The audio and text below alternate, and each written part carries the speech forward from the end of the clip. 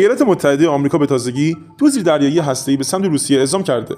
هر کدوم از این زیردریایی‌ها حامل موشک‌های هسته‌ای هستند که میتونن هر نقطه‌ای از روسیه رو در عرض چند دقیقه هدف قرار بدن. آمریکا هشدار داده که اگر روسیه تا قبل از 8 اوت با آتش بس تو جنگ اوکراین موافقت نکنه، با تحریم‌های سنگین و مسدود شدن مسیرهای تجاری مواجه میشه و اگر روسیه باز هم حاضر به عقب نشینی نشه، آمریکا احتمالاً واکنش نظامی رو مطرح میکنه. روسیه پاسخ روشنی داده.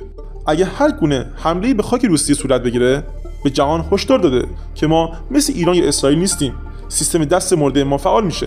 دست مرده سیستم خودکار انتقام هسته‌ای روسیه که اگر حمله هسته‌ای رهبری روسیه رو نابود کنه، به صورت خودکار فعال میشه و بدون کنترل انسانی حمله هسته‌ای گسترده‌ای با آمریکا و ناتو انجام میده و فاجعه‌ای غیر قابل توقف به وجود میاره.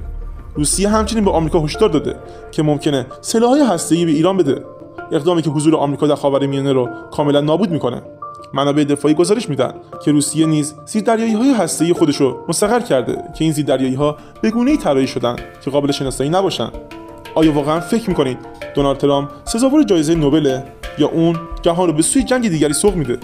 اگه از این ویدیو خوشتون اومد ممنون میشم اونو با دوستان خودتون به اشتراک بذارید و پست‌های دیگه ما هم لایک کنید.